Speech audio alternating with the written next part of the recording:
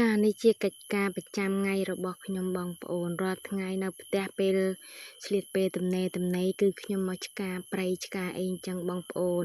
ហើយពីឆ្ការព្រៃទៅក៏ខ្ញុំឆ្លៀតពេលទៅកាប់អស់កាប់អីតែក៏មិនបានធ្វើជាប់គ្នាដែរបងប្អូនដោយសារអញ្ចឹងខ្ញុំឆ្លៀតពេលតែពេលកូនខ្ញុំដេកលក់ទេបងប្អូនបើគាត់មិនតាន់ដេកគឺខ្ញុំធ្វើការមិនបានទេនេះពេលនេះដែរក៏ខ្ញុំឆ្លៀតពេលដែលបានខ្ញុំដាក់គាត់ដេកនៅក្នុងរឹងអញ្ចឹងទៅក៏ខ្ញុំឆ្លៀតមកឆ្ការព្រៃនឹងអញ្ចឹងទៅបងប្អូនតែពេលខ្ញុំឆ្ការហើយឆ្ការអីអញ្ចឹងទៅបើពេលគាត់ភ្ញាក់អញ្ចឹងក៏ខ្ញុំនឹងក៏ដើរទៅមើលគាត់វិញអញ្ចឹងទៅណាបងប្អូននេះក៏ពេលនេះក៏ខំបញ្ញាប់បញ្ញាប់ដែរដោយសារខ្លាចគាត់ភ្ញាក់កំពុងតែធ្វើការងារនៅប្រចាំថ្ងៃរបស់យើងហើយស្រីយើងគ្មានអីទេស្រីយើងការងារនៅផ្ទះហ្នឹងមានតែតុបតាក់ឆ្ការព្រៃឆ្ការអីដាំបាយលាងចានតែប៉ុណ្ណឹងការងារនៅផ្ទះហ្នឹងតុបតាក់គ្រប់កន្លែងគ្រប់បែបបទហើយនៅតែមិនត្រូវចិត្តគេដែលតម្រូវចិត្ត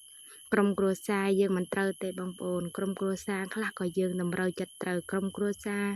ខ្លះក៏គេតម្រូវមិនត្រូវអញ្ចឹងដែរទៅបងប្អូនដូចជាក្រុមគ្រួសារខ្ញុំតម្រូវមិនត្រូវទេបងប្អូនដោយសារអ្វីដែលយើងធ្វើបានមកហើយក៏គាត់ឃើញថាបានបើយើងមិនបានធ្វើគឺវាមានបញ្ហាអញ្ចឹងទៅបងប្អូនអើយដោយសារយើងកូនតូចផងមិនបានធ្វើការងារគ្រប់គ្រាន់ហើយណាមួយការងារយើងកូនតូចមិនបានទៅធ្វើការណាធំដុំទេបងប្អូនហើយយើងស្រីគ្នាយើងគួរតែដឹងហើយយើងអ្នកកូនតូចធ្វើអីខ្លះកូននៅតូចស្រួលបន្តិចតែពេលកូនចាប់ផ្ដើមធំម្ដងបន្តិចគាត់កាន់តែលពឹសម្ដងបន្តិចគឺយើងកាន់តែពិបាកមិនមែនងាយស្រួលទេបងប្អូនអ្នកកូនតូចតែការងារនេះខ្ញុំចេះតែឆ្លៀតដែរទេបងប្អូនដោយសារយើងមិនចង់មានដំណោះទាស់ទែងអីក្នុងក្រុមគ្រួសារតែគេមិនសូវប្រើយើងប្រហែលទេតែយើងចេះតែខិតខំខ្លួនឯងទៅដើម្បីកុំឲ្យវាមានមាត់មានកថាំងយើងនៅស្រីនៅផ្ទះមិនធ្វើការងារអីកាន់តែកូនមួយមិនជាប់ចាកាន់កូនមួយមិនជាប់មែនតែប៉ុន្តែអាស្រ័យដែលយើងឆ្លៀតតែបើយើងមិនឆ្លៀតទេយើងធ្វើការមិនកើតទេបងប្អូនស្រីគ្រប់គ្នាស្រីគ្រប់គ្នាខ្ញុំជឿថាបងប្អូនគ្រប់គ្នាត្រូវតែមានពេលឆ្លៀតការងារខ្លួនឯងប្រចាំថ្ងៃខ្លះឆ្លៀតពេលកូនដេកដាំបាយឆ្លៀតពេលកូនដេកធ្វើការនេះធ្វើការនោះឆ្លៀតពេលកូនដេកគុកខោអាវសម្លៀកបំពាក់ប្តីផងកូនផងខ្លួនឯងផងភួយមុងអីយើងគឺស្រីយើងឆ្លៀតគ្រប់សពបែបយ៉ាងឥឡូវនេះកូនយំឲ្យទៅមើលកូនសិនបងប្អូនហើយពីកូនយំហើយទៅបបាវដោះហើយឥឡូវមកធ្វើការម្ដងទៀតបងប្អូនបំបៅដោះហើយឲ្យកូនបងគាត់ជួយកាន់ឲ្យ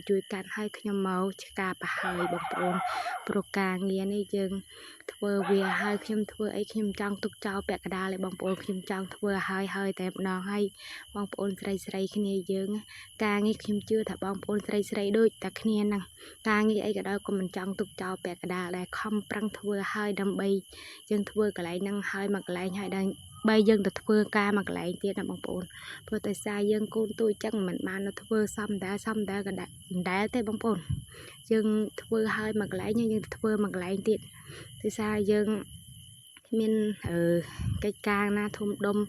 ត្រូវពិបាកតែយើងអាកប៉ិចកប៉ុកកកំប៉ុងហ្នឹងឯងដែលពិបាកអាការងារមួយមុខគេអត់បាក់ទេយើងពិបាកតែកិច្ចការកប៉ិចកប៉ុកអង្គកំប៉ុងហ្នឹងយើងស្រីទេពតបប៉ុណ្ណឹងហើយណាមានអ្នកខ្លះគេថាយើងហ្នឹងនៅតែផ្ទះនៅតែដេកស៊ីធ្វើអីគេឲ្យកាន់កូនប៉ុណ្ណឹងកាន់មិនជាប់កាន់មិនកើតធ្វើបាយស៊ីមិនបានបងប្អូនស្រីគ្នាយើងស្ដាប់ហើយបានដឹងមើលអ្នកមានកូនដូចគ្នាបានដឹងអ្នកកូនតូចដូចគ្នាបានដឹងបើថាអ្នកកូនតូចដូចគ្នាគាត់យល់ពីអារម្មណ៍មួយហ្នឹងបើអ្នកបងប្អូនគាត់អត់មានកូនតូចទេគាត់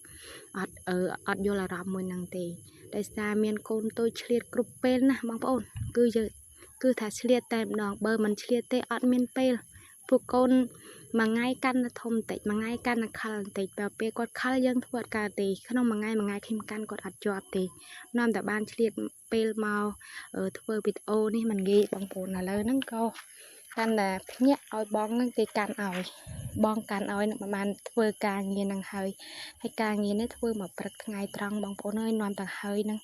ដល់ម៉ោងបាយប្តីមកពីធ្វើការទៀតហើយយើងស្រីមានអីមានតែការងារបាយទឹក តែសបែងយើងបោះតែបោះសបែងរៀបចំចានឆ្នាំងឲ្យបោះឲ្យស្អាតបាតដែរប្តីមកពីធ្វើការវិញឲ្យបានឃើញស្អាតឃើញបានហ្នឹងក៏គេអស់ចិត្តដែរបងប្អូនហើយយើងស្រីហ្នឹងការងារអីដែលយើងមិនចង់បានការ